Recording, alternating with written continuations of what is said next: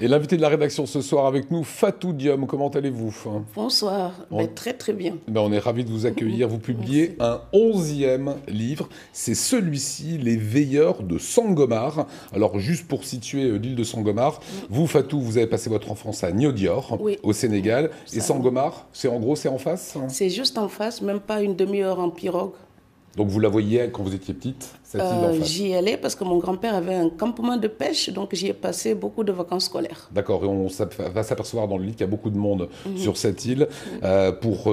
Pour le pitch, si vous voulez, c'est l'histoire de Kumba. C'est une jeune femme qui ne se résigne pas à la disparition de son mari Bouba. Bouba, il était tout simplement à bord d'un ferry qui a coulé en 2002. C'est une histoire vraie, bien évidemment. Il y avait à son bord 2000 passagers. Et vous dites, ils ont disparu. Il n'y a pas de sépulture. 2000 vies dissoutes en une nuit. C'était le ferry qui reliait la capitale sénégalaise, Dakar, à Ziguinchor. C'est le Joola, donc. Le Joola, oui. Et la capitale de la Casamance, c'est donc Ziguinchor. Et ce bateau revenait de Ziguinchor avec plein d'étudiants, des commerçants, des touristes aussi. Et puis ce bateau a coulé, il était prévu pour 550 personnes.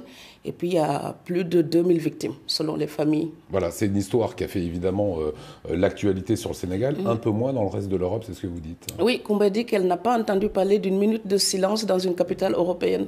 Alors que quand l'Europe est victime d'un problème, toute l'Afrique se lève et puis l'Afrique est solidaire.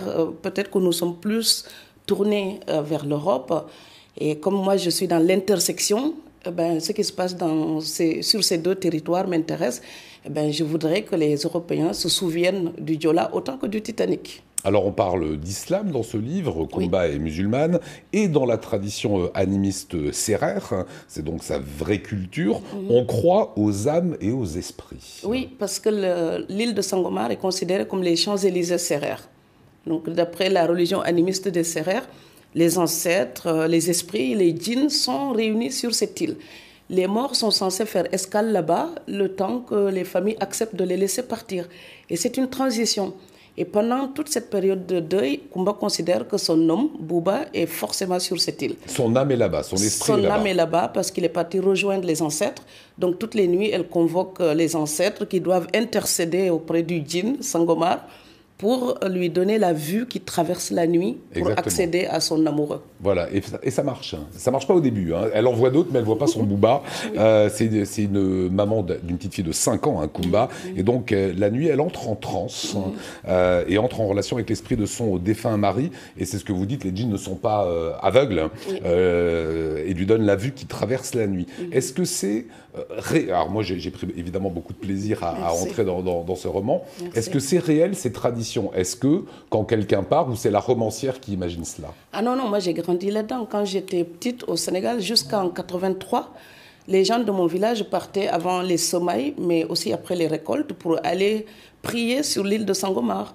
Donc c'était tout un festin, on tuait des bœufs, on cuisinait là-bas, on mangeait sur l'île, puis on se baignait sur ces eaux après les sacrifices.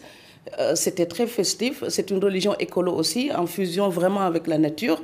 Et on considérait que nos ancêtres étaient là-bas, qu'ils pouvaient nous écouter, nous donner la pluie. Et c'est étrange, je ne sais pas s'ils étaient très bons pour la météo, mais quand on rentrait la nuit, il pleuvait forcément. Donc les esprits, chaque fois, il pleuvait le lendemain. Moi, j'ai toujours pensé qu'ils étaient ou bons en mathématiques pour calculer la position des astres et puis la météo, ou alors il y avait quelque chose de vrai dans cette fusion avec la nature et cette osmose avec la nature. Sauf que de dire à quelqu'un, voilà, j'entends des esprits qui me parlent, on vous traite de folle. Donc Kumba décide de ne pas parler de ce qu'elle entend, de ses auditions nocturnes, mais d'écrire dans un cahier. C'est l'écriture qui répare aussi le deuil. C'est là où on retrouve la patte de l'écrivain. Oui, elle décide de ne plus parler parce qu'elle dit que c'est agaçant d'entendre des sourds vous supposer des acouphènes, n'est-ce pas? Donc elle ne parle plus parce que sa belle-mère la prend pour une folle. Chaque fois qu'elle raconte ce qu'elle a entendu la nuit, la belle-mère lui dit mais il faut accepter le destin, c'est le mektoub, c'est le Seigneur qui a décidé de nous prendre Bouba, tu acceptes ma fille, sinon tu finiras folle.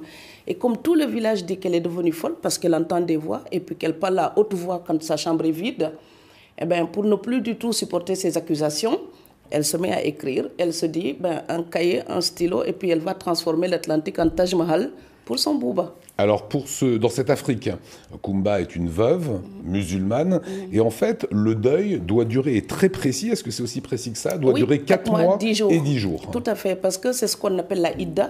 Donc la Idda, elle est censée donner ce laps de temps nécessaire pour savoir si la veuve est enceinte ou pas.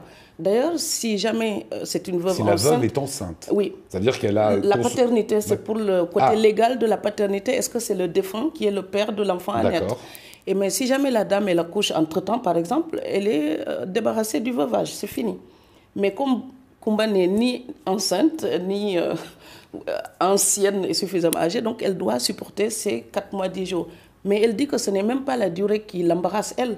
C'est qu'un temps si précis, si court, soit attribué au veuvage de l'amour. Quand on était marié pour l'éternité. Oui, ce n'est pas suffisant pour elle. Voilà, sauf qu'après 4 mois et 10 jours, on veut la marier. Avant même les 4 mois et 10 jours, il y a les tractations sociales, il y a les messagers qui viennent la courtiser en quelque sorte pour la marier soit avec un cousin choisi par sa mère ou alors le lévira, c'est-à-dire Alors j'ai découvert ça, le lévira, je ne savais pas ce que c'était. Connaissez-vous le lévira, mesdames? Pas du tout. Alors c'est une sorte de mariage qui est vraiment inscrit dans les traditions. À la fois juive et musulmane aussi d'ailleurs. Le lévira, c'est épouser un membre de la famille du défunt. En général, le petit frère ou le grand frère du défunt. Son mari est mort, on épouse le frangin. Voilà, et c'est pour garder les enfants traditionnellement. C'était pour garder les enfants dans la même famille, donner une protection sociale à la mère et puis aux orphelins. Mais moi, ce que je dénonce, ou ce que Kumba dénonce dans ce livre, c'est que le lévira, quand c'est une dame âgée, avec des enfants grands, par exemple, personne n'en veut. Mais quand c'est une jeune veuve pimpante et très attrayante, tout le monde se bat pour l'épouser et tout de suite. Voilà, et elle ne deviendrait que la deuxième ou troisième femme. C'est ça, en l'occurrence, là, c'est la troisième de son beau-frère. Oui, parce que le beau-frère a déjà 2 épouses qui commencent à montrer les dents, d'ailleurs, quand la belle-mère essaie de trafiquer ce couple. Et je dis que la polygamie, ce sont souvent les mamans qui poussent leur fils à épouser une autre épouse. Là, elle considère sa belle-fille, la jeune veuve, comme un investissement parce qu'ils ont dépensé beaucoup d'argent pour son mariage et les noces n'ont pas duré. Ce n'est que 2 ans de mariage. Elle considère cela comme une perte. Donc, elle préfère que la fille soit récupérée par le beau-frère. Alors, vous parlez également de cérémonie du dévoilement, c'est quoi? Alors, la cérémonie du dévoilement, c'est la fin du veuvage. Et la dame, elle va déposer ses habits amples et blancs qu'elle a portés pendant 4 mois, 10 jours. C'est-à-dire que pendant tout le temps du veuvage, Kumba ne doit porter que des habits très larges. Elle doit cacher sa morphologie.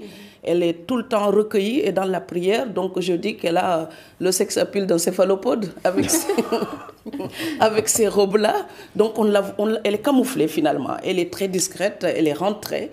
Et la cérémonie du dévoilement, on vient faire une fête, presque la fin des obsèques. Et tous les proches viennent faire un déjeuner, puis une journée de prière. Et là, elle a le droit de porter de nouveau des habits normaux et retrouver sa vie sociale.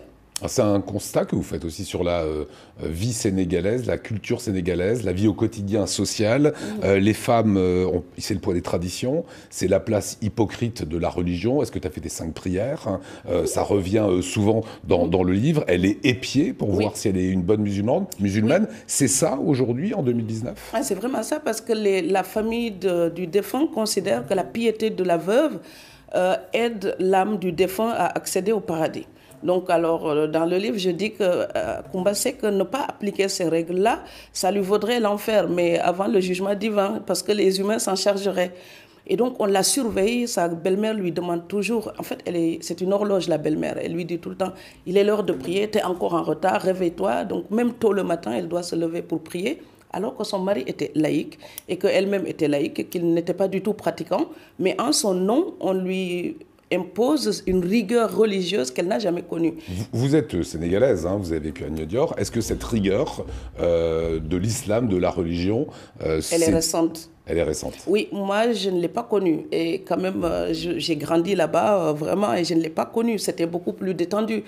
Et mon grand-père ne m'a jamais imposé quoi que ce soit. Et puis, il était très détendu avec les religions. Il y avait un côté œcuménique.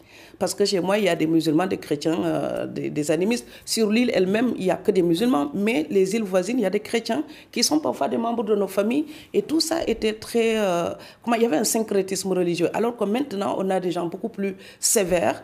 Kumba les appelle les métamorphosés. Donc, ce sont même des mutants. Ils ne sont pas suffisamment bons musulmans parce qu'ils ne connaissent pas les textes, mais ils ne sont déjà plus assez africains pour être fiers de leur religion traditionnelle animiste. Ils sont même vexés quand on en parle. Ils essayent même de rendre cette religion inacceptable et presque honteuse. Et c'est ça que Kumba interroge. Où va l'Afrique si elle est amnésique, si elle ne se souvient plus d'elle-même? Où va l'Afrique avec ces religions qui sont là comme des bandes adhésives?